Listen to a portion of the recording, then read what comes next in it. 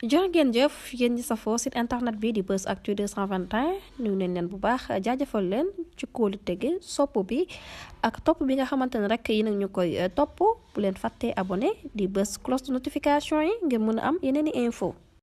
Ligue sénégalais des droits de l'homme nag ñoom si seen jëmmi bopp rek ñooy sàkku rek ñu daal di ubbi nag ab enquête kii di Alassane Seck la mu daal di xam ne rek ne na faw ñu def ay enquête nag xool rek li nga xamante ne rek moom moo ñeel administration ak responsabilité yi nga xamante ne rek joxoon nañ ko ñenn ñi mu nekk nag mbir moo xamante ne rek niki démb ci àllarba ji yema fukki fan ak juróom-ñeent ci weeru juin ci atum 2024 foofa ca camp pénal bu Liberté 6 nag daal di nañ fay nemmeeku nag xeex bu métti moom fa daal di woon am jamono ji nag mooy jur ab débat ne nañ nag président bu Ligue sénégalais des droits de l'homme di xeex ak yelleef doomu aadama daal dinay addu rek ci événement yu doy waar yi nga xamante ne rek daal dina fay xew kii di Alassane Seck nekk président bu Ligue daal dinay wane nag ci mbir mu na mel di naqardu situation bi nga xamante ne rek moom moo fa daal di woon xew moom nag ma ngay sàkk rek ñu daal di ci ubbi ab enquête administrative nu mu gën a gaawee ngir mën a teg loxo nag ñi nga xamante ne rek ñoom ñoo waral yooyu de jëf mu nekk mbir moo xamante ne rek mu ngi koy daal di naqarlu ne nag faw rek ñu daal di leen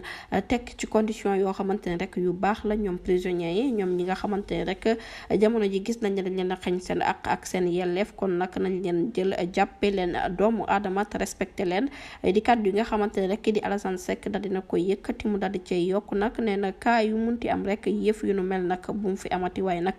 nañ ci daal di rek ubbi ab enquête administrative ngir mën a xam rek ñan ñoo def yooyu lay jëf ci mbir mu nu mel nag nee na mën na jógee ko ci ñaari côté yëpp moom directeur bi nag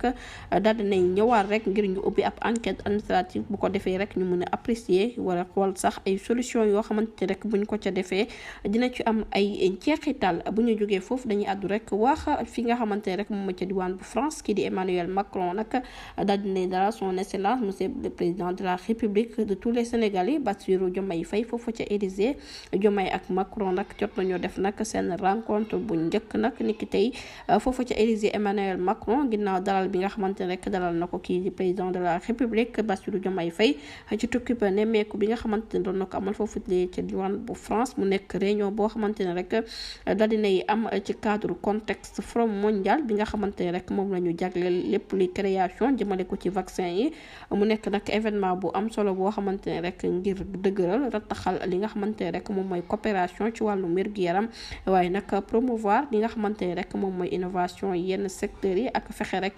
ba daal di créer vaccin moo nekkoon nag boobule rendez-vous nga xamante ne rek jot nañ ko ca waxtaanee jërë ngeen jëf ci ànd bi bu leen fàttee abonné bés cloche de notification yi ngir dara bañ leen